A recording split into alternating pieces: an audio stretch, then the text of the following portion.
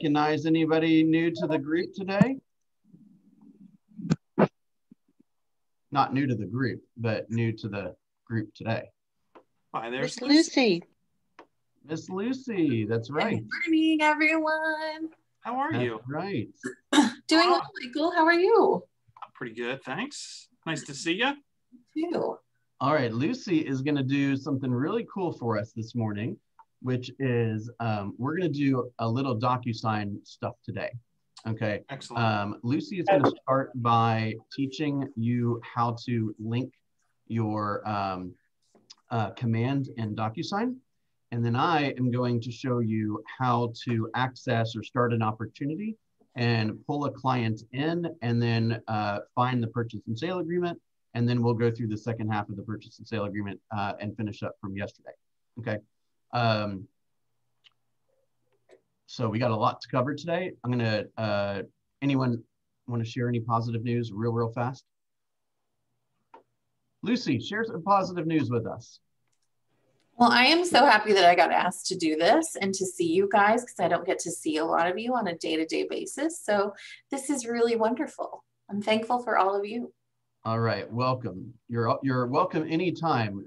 There is several Docusign questions every day from this crew. So anytime you want to pop in and share your knowledge, that'd be awesome. Can I make a special request though? For those that are on, if you could take a moment to change your name to your actual name. So M Galaxy S10, for example, I'm not sure who that is. Galaxy S9, I think I know who that is, but if you could change your number, change your thing to your name, that would be awesome. All right, Lucy, you can share your screen and take it away, please. Wonderful. Okay, let me do this. Okay, in front of you, you should see my screen, and it said built by agents for agents. We're signing in. Does everyone see that? Yes. Yep. Perfect.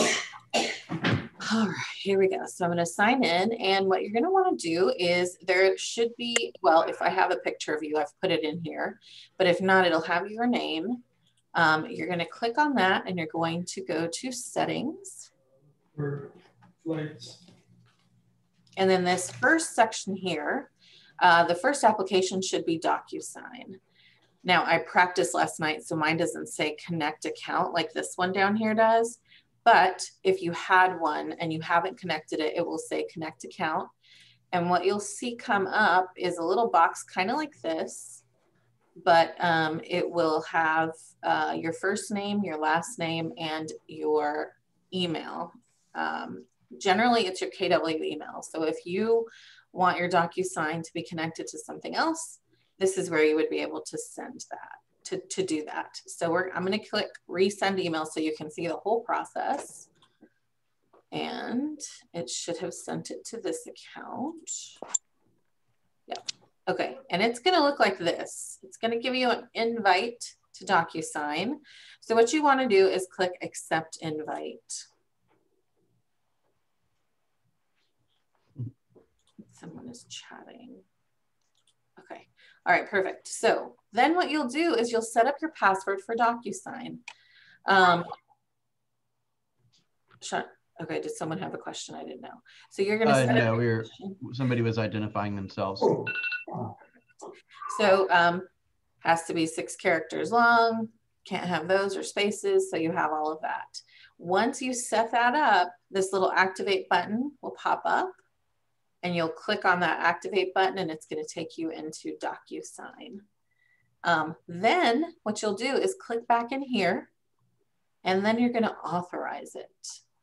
Once you authorize it, it may make you log in again with your password. Can I see your screen? Pardon? Was that a question? Screen?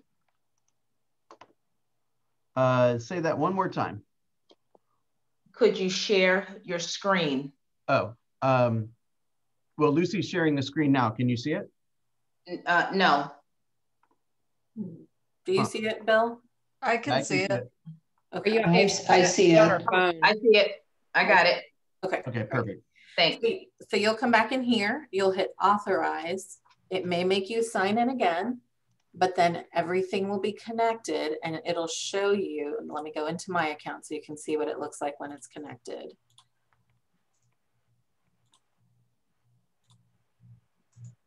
Under settings, that very first one, it'll show connected current status here. So that is the process. Okay, and while we're on this page, Lucy, if we can keep you for another moment, if you scroll down, you can connect Facebook, Twitter, your calendar, Gmail, all that stuff, yes? Yes, all of that stuff you can connect here, so you can use. Okay, cool. What is the most common DocuSign question that you get? Let's go ahead and answer that publicly now, and then we'll. I think the main one that I get is, how do I put my contacts into DocuSign? Okay. Can you walk us through that? Yeah. The second one is the DocuSign question, which we just did. Yes. So contacts are here. It's the little house down from the little house. And if you're doing this for the first time, the best thing to do is click this import button, download this pre-made CSV, which is just a spreadsheet. And I'm opening it up so you can see it. Just taking a second, there we go. And it's just an Excel spreadsheet, and it's going to have first name, middle name, last name. Hopefully you can all see it now. Prefix, suffix, any key dates, birthday, home anniversary, phone numbers, primary address, mailing address. You can even put in custom tags here and social media URLs for your clients. Why would you put social media URLs? As you know, if you have kept up with news, there's a lot of predictable AI that's involved in Facebook, Twitter, all of that stuff, Instagram. So it can tell you what your clients are searching for. And if it looks like they're going to move, then it'll start to flag you. So there is a lot of good that you can get from just following them on their URL, on their social medias. Right. So an example of that would be like, let's say they just had a baby, right? We know that 1/3 of families that have a baby will move within a year of them having the baby, right? If they just got engaged, or they're talking about, interior design, or they're asking for, hey, does anyone have a mortgage specialist that I could speak with, right? Publicly online. These are all things that are feeding the AI, the artificial intelligence, to encourage you to kind of earmark them to say, hey, this is somebody that may have some more interest based on our algorithm. Yeah, absolutely. Greta just asked a question in the chat, and I want to respond to that because it is important to know. She wanted to know why you would put your contacts into Docusign. Command is for you to have an ease. It's going to take a lot of the weight off of you. But the reason that you put your contacts in here first are to do opportunities. So every time you have a transaction, you have to put an opportunity in here. Those are our office procedures. So they have to be in the contacts before you can create an opportunity for them. That's one reason. The second reason. Sorry to interrupt, but you're putting the contacts technically into command, and that you're using the contacts that are in command to extract them, to put it to create an opportunity within DocuSign. Yes. Right? So I think the wording may have been a little confusing. You don't need to put them into DocuSign and into command. Yes. Yeah, I thought we were taking them from command, putting them all into DocuSign. I'm like, I only use them when I'm gonna, and that contacts change, weekly. Right. So once they're in command, and if you, whatever edits and adds and deletes and all that you do within the contacts applet. And then once your DocuSign is linked, which Lucy just showed us how to do, then I'm going to show you in just a second how to find a contact when you're creating an opportunity, and the most updated information will already be there. That's my confusion. I thought we were putting them in DocuSign. I was confused. So. You're only Travis, putting them, we're getting to that in just a minute. Yeah, you're only putting them into DocuSign if you have transactions with them. So it is going to pull all of their information from the contacts to Docusign. So that way, when it's pre-populating your contracts, it'll have all of the information that you have in here. So it's less work for you to do. So that's the second reason why you would do this. It just pre-populates those categories. Yeah, so that's how you do contacts for more than one person. If you're just doing one at a time, you'll just click this import button. Sorry. The next one is the add contact button.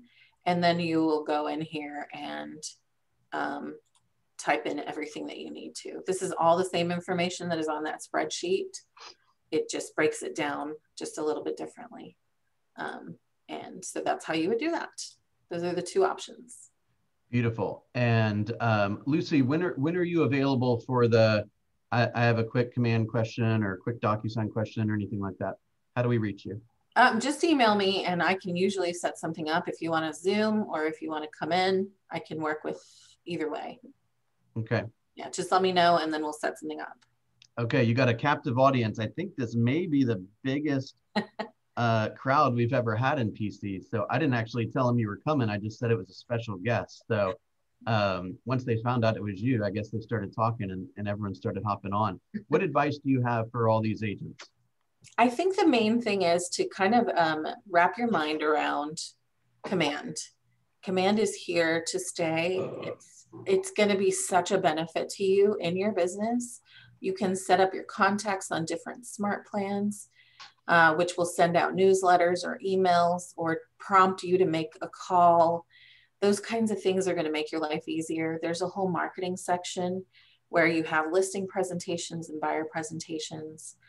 The app is great and you can see what people are doing in the app. So there's just a lot here to really find out just how to run your business effectively, where you don't, it's an equalizer. A lot of the teams do all this stuff and you can get command to do it for you.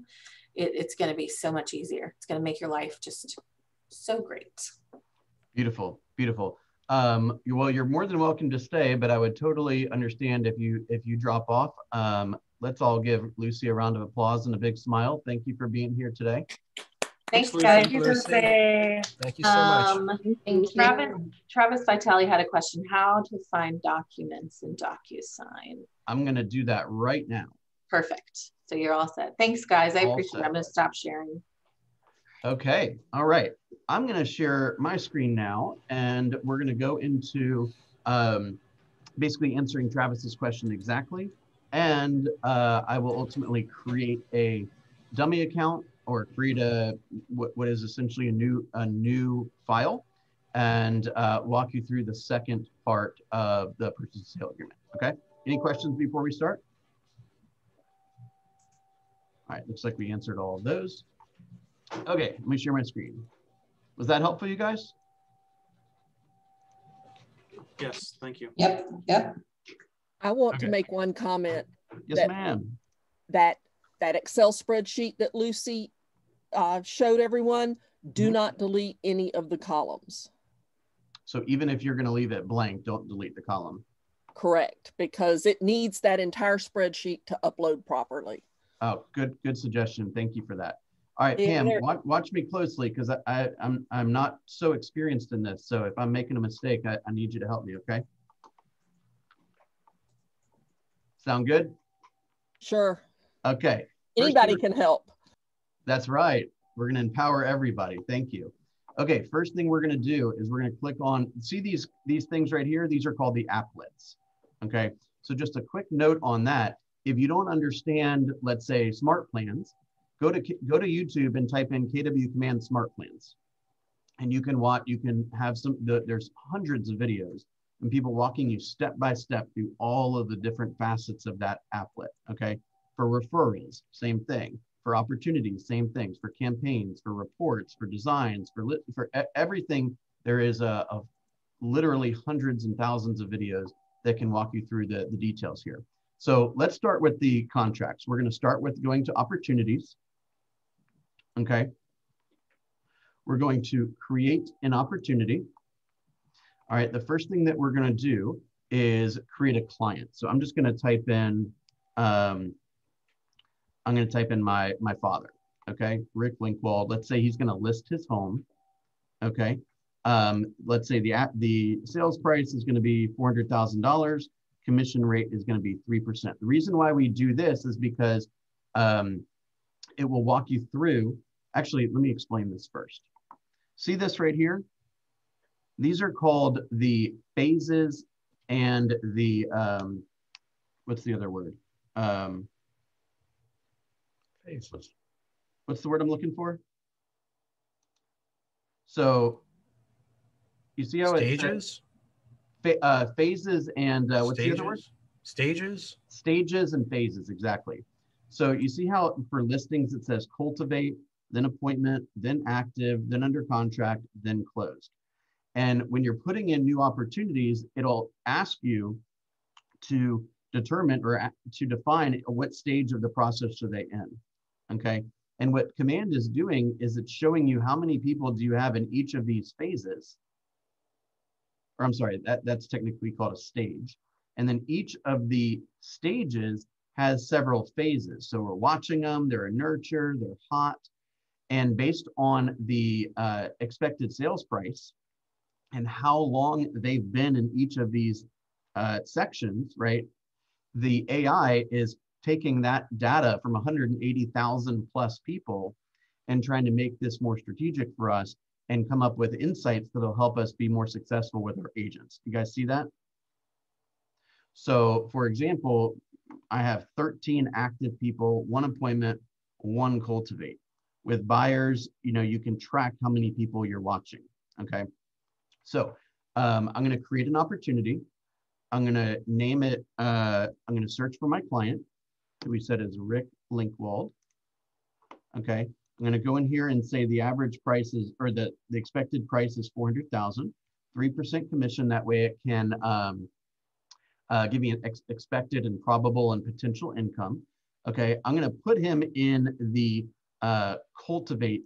Actually, I'm gonna put him in the appointment stage, and the schedule, I'm gonna keep it in the kept opportunity stage. What that means is if I went on the appointment and now he says, okay, send me the paperwork to sign electronically, right? So now I create it, okay? And you can update, you can see the details here. You can update the seller profile as you get more and more information, and you bring it and you click on the documents here, okay? Now what we're gonna do is start a transaction. We're gonna go to Docusign. This is where you get the documents, okay? And the first thing that we're going to do is add, and we're gonna add Docusign forms. That's where basically the library is. If you were gonna add in a document that was already a PDF that needed to be initialed or something like that, you would go to computer because you're pulling it off your hard drive, right? So we're gonna go to Docusign, or Docusign rooms. We're gonna go to library and GAR forms, Georgia Association of Realtor forms. Okay, we're gonna type in purchase and sale. That didn't really narrow it down much. Gonna go to this one right here, purchase and sale agreement, F201, and add. You guys see that? We're recording this, so you can go back and watch it a bunch of times if you need to, okay? Then what we do is we just double click on it, or really single click on it, and it pulls it up. And you'll do that for each document individually. If you have saved, I never really spend a whole lot of time on templates, to be honest with you. I'm not saying it's a bad idea or anything, but if you set up a bunch of templates for 2020, you got to go back now and do them again for 2021. Okay. All right. Any questions? Pretty simple, right? All right.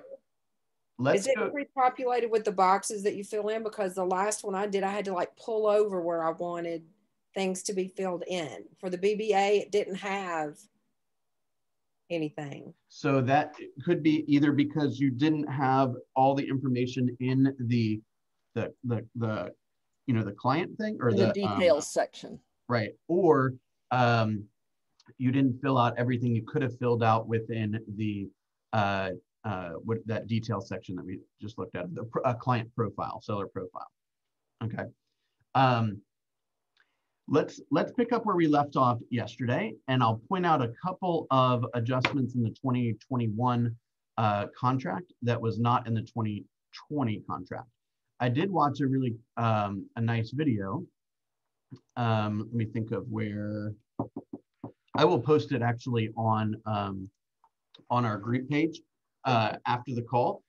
I just searched for GUARD 2021 contract changes or purchase and sale contract changes.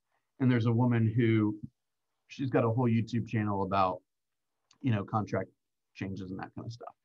Not a ton of relevant stuff. Probably the biggest change was the fact that previously the seller's selling agent was actually the buyer's agent, and the listing agent was the agent who represented the seller.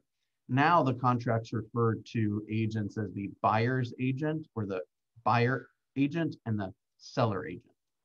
Make sense? Okay, so I believe yesterday we left off at earnest money. Is that correct? Oh no, we went to section 8, right? We did section 8. Okay, the next section is section 9, lead-based paint. If the home was built prior to 1978, you need to have a lead-based paint disclosure, okay? There are some situations where it's like, let's say that they have like an antique dresser or something like that in the home that was, you know, built or, you know, built prior to 1978. The house was built in, let's say 2000, but they've got this antique thing in the house. Technically, they should have a lead-based paint disclosure. So oftentimes, even if the house was built prior to, or was not built prior to 1978, the agents will want a lead-based paint disclosure filled out. I got to tell you, in several hundred transactions that I was a part of, I have never seen a seller say anything on the disclosure statement other than I don't have any record of any lead-based paint, right? Literally 100% of the time, in my experience, they've checked the box that says, we know nothing, right? So it's essentially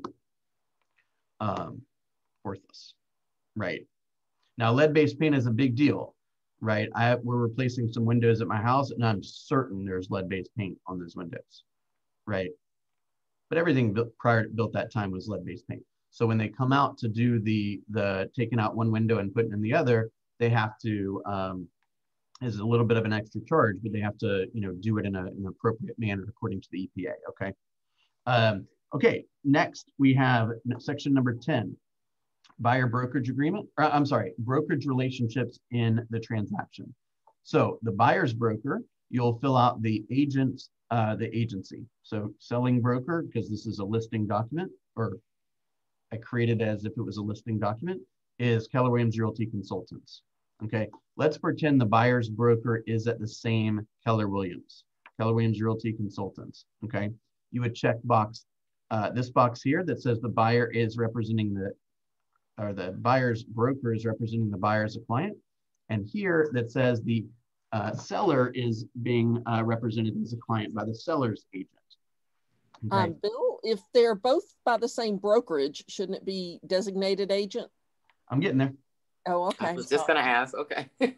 Yeah, I mean, they're still representing and you tell me, but I've always done it this way, right? If me and you are representing opposite parties, I'm still representing the party as a client, as are you. And in addition to that, there's a designated agency, right? Okay. I see what you're saying. I see what you're saying. No one's ever told me I was wrong on that until right now. I think either would be okay. I think either would be okay, but what Pam's suggesting is doing it this way, right? Is that correct? Yes. My previous broker made, like, we could not put it in as representing buyer's client, representing seller's client, but that's still that broker. That doesn't mean that's law. You know what I'm saying? So yeah, no, I think it is the way it's supposed to be, because the broker, it's one broker. So the broker. Oh, you're can't represent both. If you're using Keller Williams Realty Consultants for both sides, It can't be representing buyer as a client. That's where it has to be as a designated agent. And then you put the agent's names, the separate agents' names down under 4. Okay, so let's do a couple of examples here, okay? Let's say that the seller's agent represents, or seller's broker is Keller Williams Realty and the buyer's broker is Remax, okay? It would look like this. Each of those brokers is representing the buyer as a client, and then Keller Williams is the broker representing the seller as a client. That would be the way that that would work, okay?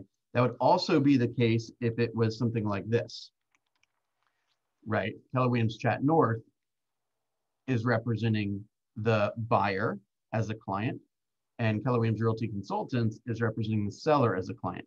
Designated agency is only applicable when the agents have the same broker. So that would be when it's Keller Williams Realty Consultants. If that's the case, what we should do is go like this. We check bottom box 4 now, and this would say like Pam, and then this would say Bill, okay? Now, if I was representing both parties, then we wouldn't have to fill this out. We would simply said acting as a dual agent here. Make sense? Now, here's a note on dual agency. Dual agency, remember, is when one agent has a client relationship with both the buyer and the seller in the same transaction at the same time. The state of Georgia does allow that. Our office has a policy that you need approval for that, okay? I believe Aubrey gives approval the same way I used to, which is if you can explain it to us, right? If you can prove to us you know how to handle it and you know what you can and cannot do, and while acting as a dual agent, then you could get permission to do so. Make sense? But please, if you are in that situation, you do need approval from the broker. Good chance you'll get it, but you need to ask, okay? Hey, Bill, do we need it in writing or is verbal okay? Nothing to worry about law-wise, legally wise or anything? No, nothing to worry legally. More than likely, Aubrey would put that in writing for you so you could feel more comfortable if necessary. Awesome, thank you. Okay, and more than likely, once you get it once, you could get it again, right? Okay, does everyone understand those several different scenarios? Okay, beautiful. Material relationship. Thank you very much, Ty and Pam, for pointing that out. It's actually been a while since I've worked with an agent in our office. Okay, material relationships. This is where if either one of the principals, either the buyer or the seller, has a relationship with one of the agents. Okay, I was always really liberal with respect to this. So like if they were aunt, uncle, brother, sister, cousin, any of that kind of stuff, that's where you would make note of it right here. Certainly if the buyer or seller has a real estate license, active or inactive, that's where you would put it, right? So for example, I used to do a lot of work with a guy who in Atlanta that had a real estate license in Pennsylvania or something. So we would always put, buyer holds an active real estate license in Pennsylvania. Okay, so any parties that hold licenses and any familiar relationships go here. Anything I'm missing, Pam? You got it. So hey, Bill, does it? Sorry, one at a time. Let's Janet, you go first. Does it also have to be designated on the listing itself, the MLS listing, if it's related? Yes. Okay. You could do that in private remarks, though. Okay. I'm gonna say yes. I'm not, just to be extra careful. Yes, you do. Okay. So yeah, I helped train Pam, 7 or 8 years ago, and now she's the best contracts person in the whole market center. Now she teaches me. Okay. Did I miss anything on that? I have 2 questions. Okay, go ahead. It's a familial, as in marital or blood relation, or any licensure, correct? That's anything beyond that is fine. That's correct. And also, if, for example, the let's say there's a corporation or an LLC or something like that that's one of the parties, and one of the agents has an ownership stake in it, then I would make note of that there. Okay. What So if like it's the buyer, Greta Massey, owns 15% or is a part owner of, you know, Massey Home Acquisitions LLC or something. okay? If it's an agent selling a personal property, You need to put the seller, Greta Massey, is a licensed real estate agent in the state of Georgia with Keller Williams Realty Consultants. What if it's my personal property? Is Same that thing you covers just it? said. Yeah, that covers it. Okay. Yeah, the seller, Greta. I got it. I'm sorry. No, that's okay. That's okay. A good rule of thumb is if you're in doubt, just put it there, right? You know, and I would say it even goes as far to say, like, you know, the buyer is the former spouse of the agent or something like that, right? Or is the stepdaughter for the agent. I just don't see anything wrong with sharing that information. You'd much rather share it than have somebody, you know, find that you didn't share it and get upset and accuse you of something that you're not guilty of, right? Okay, section 11, time limit of the offer. There's a lot of strategy with respect to time limit, okay? What we want to do is we want to give them, I'd say, at least 24 hours, maybe a little bit longer. I'd say probably no more than 2 days, unless you know that, let's say you're submitting an offer on Friday afternoon and they're going to look at multiple offers on Monday morning or something. Go ahead and give them the time to do that. Okay. I can distinctly remember a guy who, in hindsight, he was smart, but when it was happening, that really pissed me off. He gave me an offer and he's like, you got 2 hours to decide, take it or leave it. You know, this is the best you're going to get. And the home had been on the market for like 3 hours. And I suggested to my client that we wait, and he was right. It might cost my client a couple $1,000, right? So time limit, give them at least a day, but make sure that you fill that out completely with AM and PM and the date and everything. Don't forget there's a buyer initial and seller initial section here that you have to pull in the initial things so that they can sign, okay? That's the thing I was talking about, Bill. Where do you do all that? That was the part I got confused about when it's the actual functioning of the Docusign. Let me finish this, and then if we have enough time, I'll see if I can show you, okay? Because you got to, yeah, let me come back to that. Okay, if you have not read through this contract, I'm going to ask you to read through the contract, okay? There's never been a paycheck that's ever been issued without a contract. You got to know the contracts, okay? So please take some time to review this, okay? I did my best to kind of summarize a lot of things. Okay, there's some notes here that it is the buyer's responsibility to check things like the sex offenders list, okay? It is their responsibility to check the crime statistics or the traffic patterns, or, you know, whether there's a landfill nearby, anything objectionable that they might find. It's their decision to determine if that's a home that they want to pursue. That's why they got the due diligence period, okay, and all the time leading up. Now, the only other thing that I would recommend on here, actually, we'll get to that in a second. Here are the exhibits, okay? So yesterday we referred to, for example, maybe there was going to be a lead-based paint disclosure, okay? And maybe there is a legal description. And maybe there is, let's say, a conventional loan exhibit. And let's say it's also a condominium, okay? And let's say there's a property disclosure statement and a community association disclosure statement. So everything that is going to be part of the contract needs to be checked and labeled.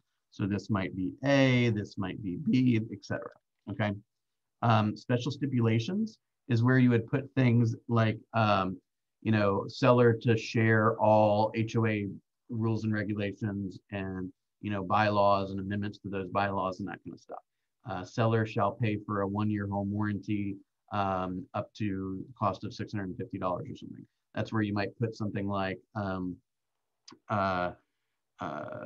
To be ordered by buyer's agent. Yeah, to be ordered by selling agent, exactly. There's a sheet in the Google Drive which says, has a bunch of commonly used stipulations. That's where you would put like an escalation clause or something of that nature, okay? Anything that is not covered in the sales contract, okay? If you're gonna add additional stipulations, you need to check that box right there. And here is the signature page. Now, it is my opinion.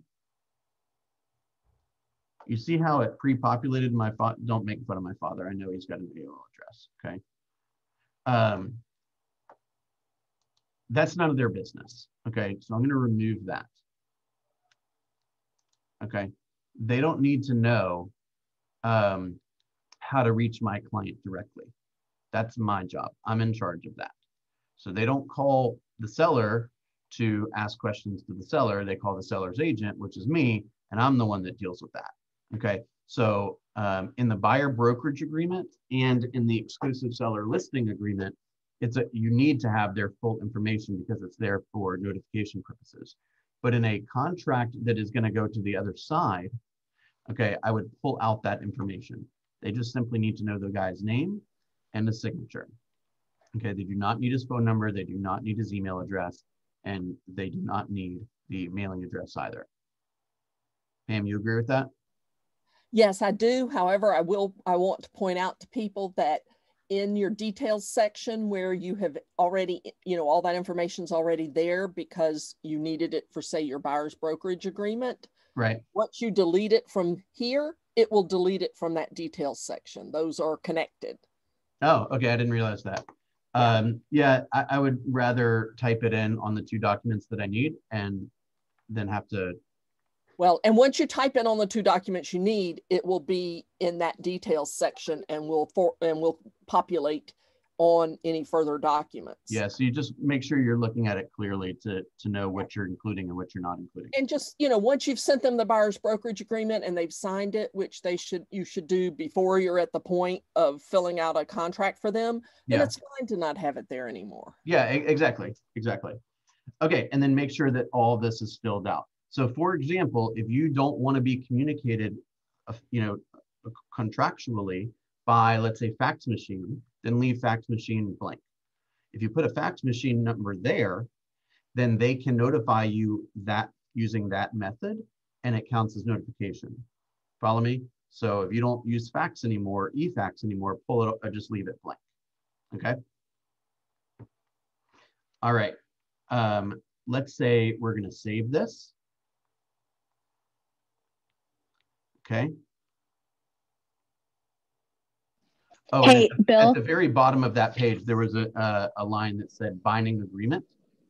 The person who, I always did it where the person who received the final signatures went back in and filled in that date. Binding agreement is the calendar date that the parties agreed. Day number 1 is the following day. Yes, Corey, what was your question? So just back to what you and Pam were talking about with the client's information on the form. Okay. So Pam was pointing out that once the information is deleted off of the form, then it deletes it in the details section. So how do you, so you just have to basically retype everything? I'm just trying to determine like how that works. Logistically, what's probably going to happen is that it'll pre-populate for assuming the data is in there, right, in the contact file, it'll populate for the initial documents that you need, which are the ones where that information is okay to be on. For example, the buyer brokerage agreement and the listing contract, right, the listing agreement, because those happen before any other documents happen, right? Right. So once they're already in there, what Pam was suggesting is that data has already been in there and autographed. And then let's say a week later, when you're doing a contract, you can delete it because you don't want it to be on that particular piece of paperwork and it won't really have any effect. But if there is an amendment in the future or something like that, where you do want that information to be in there, which I'm trying to think of an example of why that would be applicable, but you'd have to type it in individually. Okay. Okay. Thank you. Bill, can you, does it, I guess I'm A, I'm worried about compliance because I don't know it very well. And B, I was working on a BBA and they had the wrong email and I pulled a box over and covered it. I had, Robin had me do that. Is that acceptable? Wait, oh, you mean like a strike through? Yeah, well, it was more like we put a text box over the pre-populated email and just like X'd it where you couldn't see what was under it. I don't know. I guess that's acceptable. Technically, it should be initialed because yeah, if there's any change to the contract, something like that, it should be initialed. The this was cleanest way to do it is just to delete it. It was an original document, but it pre-populated incorrectly and we couldn't figure out how to get it off. Oh. Yeah, that is a workaround if you can't figure out how to get it off. But technically you should be able to, I mean, delete that field, that, you know, the information in that field, and then re-enter whatever's correct. Yeah. Pam, why don't you let me take you to lunch one day and you just sit. Pam, you may never have to pay for lunch again. Yeah, I want to come to that lunch. Let's do lunch. All right, let me show you one more thing, Greta, that's going to answer your question, okay? So remember, we saved the document, and this is the screen that popped up, okay? So you see this little box right here? I checked that box, and you see it, watch right here, okay? You check the box, and it brings up these things right here. It's all ridiculous right here. It's just a mess. It's a mess, fellas. Okay, we're going to create envelope. Okay. Wait, where was create envelope? It was in that little row of icons that showed up. I think it was a pin. Okay. Now, all right, Pam, help me out here. It's been a little while since I've done this, but I would title the envelope, and I might say something like offer for Main Street or something like that, and then put like Rick Linkwald, so I can keep it straight, because hopefully we have lots of stuff going on, right? So yeah, now, I usually add the date at the beginning of it, but that's just me. all right, we're gonna do it exactly like Pam does it. There we go. Okay, and then we click this box right here, right? No, because when you click that box, go ahead and click it and you'll see it. Well, it only brings up. Yeah, it's just a preview, basically. I mean, yeah, it lets you preview it. So you can certainly do that and preview it and make sure it's okay before you start to send it for signatures. Oh, yeah. Okay. All right. Walk us through what happens next. Okay. So then you add the recipients. Okay. Who's going to receive the document. Pre-tagged roles is what you want to use. So, you know, you select like buyer one. So this guy, the way we set it up should be seller one. Okay. Sorry. Yeah. Okay. So seller, and then you select Rick Linkwald. Okay. And then you'll want listing agent. And that would be me. Right.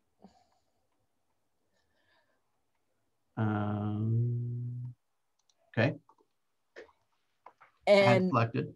Add selected, yes. Okay. Then this is the order in which they would get it. Yes. So if you know, here's the thing. I usually add where it says, I think, well, I have added all this in details from the beginning, but I put in the other side's, you know, agent. So that way, like if this is this is confusing me because you filled out a purchase agreement for a seller, but I would add the other side's agent so that it will send it automatically to them after the two of us have signed. Okay, let's, so that is certainly an option. Let's skip that for now though. Okay, yeah. So say I want to, you want Bill to be the second person to receive it. You change this one in the box there to 2. Like that? Yeah. So then what happens is after Rick has signed it, it comes to Bill for signatures. That way Bill can like double check and make sure if he needed to fill something out, he can make sure it was done, that sort of thing. Right. Okay, Perfect. And then you can write a subject for what that email would look like when it goes to Rick and the message. Yes? Yes. Okay, then we click next. Yes.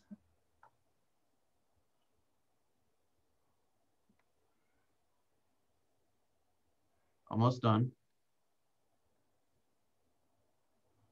Okay, I won't put every single thing here, but basically it pre-populates some things. So it pre-populates the seller initial right there. Right. Right, and it has Rick as the recipient. So when Rick opens this email, it'll prompt him to initial right here. Okay. Right. If, for example, you didn't edit something at the beginning and you needed to, let's say, for example, there was a mark through here and you needed to add an initial block here, you would just go to initial and click there and then edit who the recipient ought to be. Well, you can edit the recipient on the left as well. See up here where it says Rick Linkwald and it has a drop down. Oh, yeah, yeah, okay. I didn't notice that before. Yeah. Okay, so then we go to the signature page. Don't you have to change the colors for who gets it? It changes when you change the recipient over here. Right, on the left. right. That's what I was confused about. See that? So Rick Yeah. is that yellow color, and then I'm the blue color. Yeah. Okay, so we would send it to Rick. It's already prompting him to sign in the two places, which is all good. And then once he signs, it'll send it to me and it'll prompt me to sign here. And they can sign from their computer, their tablet, their cell phone, whatever. Okay. Make sense? And of course you send and then we're good, right? In theory. And then over here is where you add text blocks and dates and that kind of stuff. Okay, let me check the chats real fast.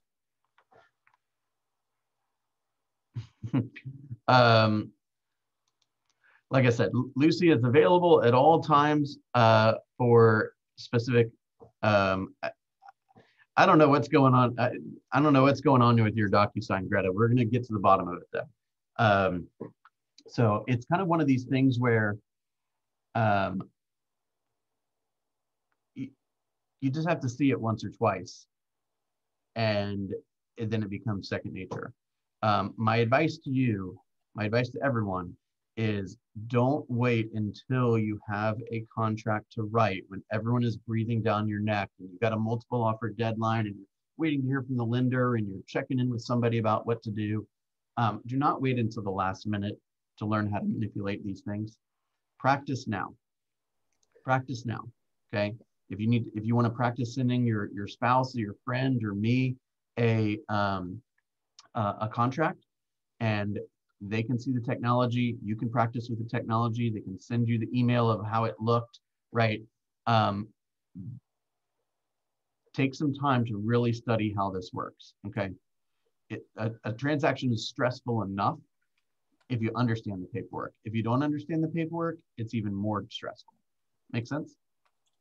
It does. Bill, I need to ask you, what are the best practices to do this and not screw up like Keller Williams' system? Like I remember somebody saying use like fake names that are obviously fake because they don't want these numbers like adding to any projections, things like that. Oh, I mean, I don't know what their algorithm is to see like exclude Daffy Duck and Mr. Rogers and Joe Schmo. Like I don't know if they're going into it that closely. I guess theoretically I could just can you archive an opportunity?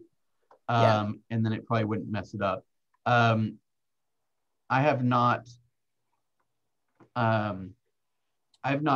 been told like from corporate or something like that to get rid of all your dummy accounts. But I suppose you could. But there's not like a compliance issue. You're not going to get like a fine or something. Okay, thanks. Okay, any other questions? Okay, let me tell you guys some really cool news, okay? There's still a handful of people that have not yet reported their numbers, hint, hint, okay? But as of right now, we had a goal of setting 65 appointments in the month of January. We're at 106, okay? We've almost doubled our goal. I cannot express how proud I am of you guys, okay? We had a goal of setting 41 appointments as a group. We're at 43, I'm sorry, 41 listings taken, buyer listings and seller listings. We're at 43. Okay, so we've eclipsed that too. Probably before the end of the day, maybe tomorrow morning, I should have the final numbers on closings and GCI and company dollar, and I'll be happy to share that with you. We're just wrapping up transmittal today. Our goals for February, just so you know, 74 instead of 65 appointments. We got a bigger group, so we're going to raise the goal. 74 total appointments. If we keep the pace that we had in January, we'll clobber that. Okay, and instead of 41 listings taken, our goal is going to be 46. 46. So as we continue to grow, we will continue to up our goal. Okay. As I've mentioned, we are doing the next stage, one of the final stages. I think we're at stage like 6 out of like 8 or 9 with a assistant PC coach. So please understand that behind the scenes, we are working to leverage this program and allow you another person to help with all the things that we're trying to do.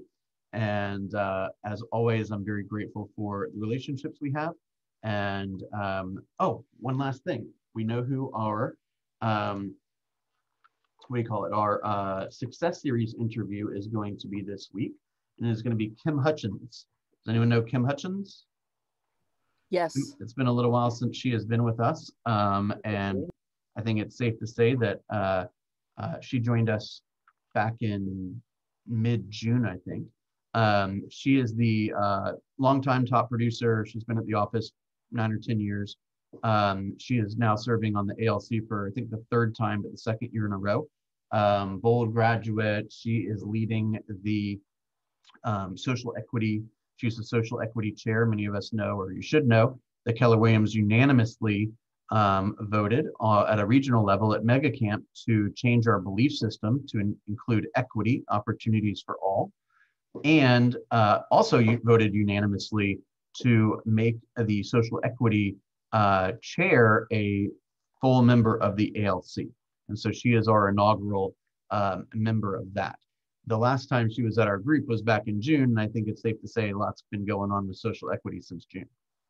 Okay, so she's going to come and hang out with us from 12 o'clock to 1 o'clock on Friday and share her experiences in building her business. She is a single mother. She's been going through a lot of the same challenges that many of us have. She's built a wonderful business. She's incredibly involved in community efforts. She's got an awesome database. She's got a lot of celebrity clients and that kind of stuff. So she'll be joining us 12 to 1 on Friday. Okay, any questions on that? All right, you guys. And I'll make a little announcement a little bit later today about Bold 100. Tomorrow is going to be Bold 100. You know, I think we suffer from a little marketing issue here because people see Bold 100 and they freak out. I just want you to do more than you're used to doing. So I've cleared the calendar for tomorrow, and the goal is to push hard on lead generation that day. In Bold, we talk about including, or instead of doing, let's say, 11 contacts a day, or 15 contacts a day, or 18 contacts a day, we do 100 in one day. Okay, so once you push yourself, if you're used to doing 10, do 15. If you're used to doing 30, do 60, right? Push yourself a little bit, because once you're pushed, you can never go back. Now you know it's possible. So if you typically do 15, and John, let's say you do 80 tomorrow, now you know 80 is possible. So if your plan only requires 15, you're like, whatever, I can do 15 before 11 o'clock, no big deal. Yeah, I think last time it was a bowl 65 for me, but it was, again, much more than I did in the past. There you go. There you go. All right, you guys. I will see you a little later at team meeting. And as always, it's a pleasure being in business with you. Have a wonderful day.